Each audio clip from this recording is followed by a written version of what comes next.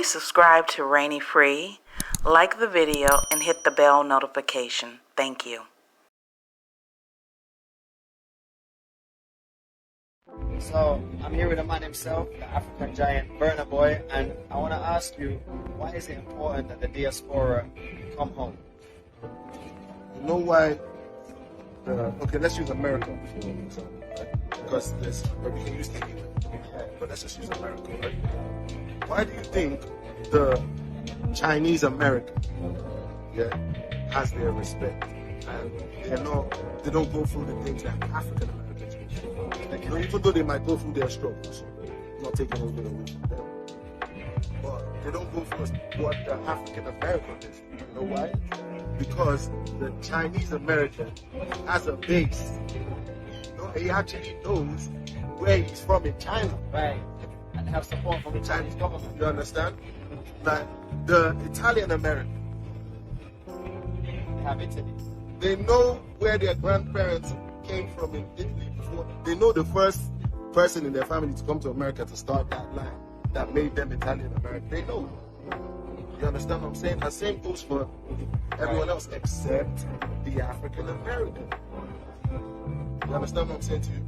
So how can an African American and an Italian American be on the same field when how do I put this in a nice politically correct way?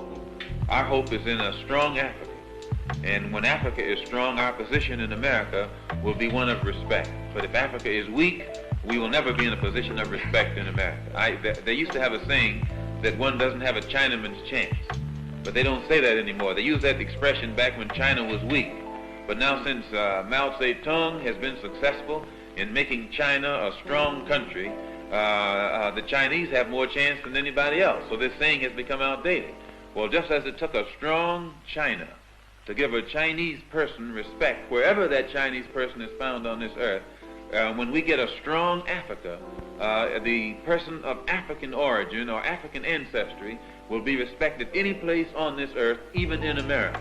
But he will not be respected in America until Africa is strong, just as the Chinaman wasn't respected abroad until China became strong. Understanding how we go from the year of the return, which happened in Ghana in 2019, to magically having these so-called African Americans or FBA or ADOS bashing and trying to twist the words of any African person that speaks about African Americans connecting to the continent. And then you have a lot of Black Americans agreeing with this. Make this make sense. We just listened to what Malcolm X had to say about that. And for those of you that don't understand that one of the reasons why Chinese people get treated differently than us is because they do have a country to fall back on. So making sure that Africa is strong also makes sure that we're here strong at home in this place called the United States of America. But yet we still have these people that seem to get a lot of attention telling us otherwise and that it doesn't make any sense. These same people will utilize our icons such as Malcolm X or Dr. Francis Chris Welsing and speak about them as if they're totally aligned with their ideology, and they're not whatsoever. I'm not understanding how some people can have or marry white people even, and then turn around and talk about white supremacy, and then turn around and talk about Africans in Africa in a negative way. I'm really not understanding it. Certain people have an agenda. That agenda is clear to me. I hope it's clear to others. And for whatever the reason, the algorithms seem to focus on some of these people that have this divisive agenda. And that's exactly what it is.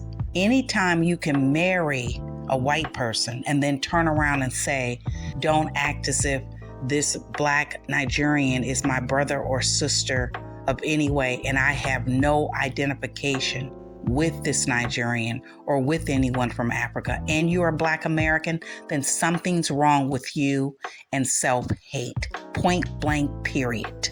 Not only was Burna Boy correct in what he said, I think it's a great thing that more African people are speaking up about coming back to Africa, as like when they had the year of return in Ghana in 2019.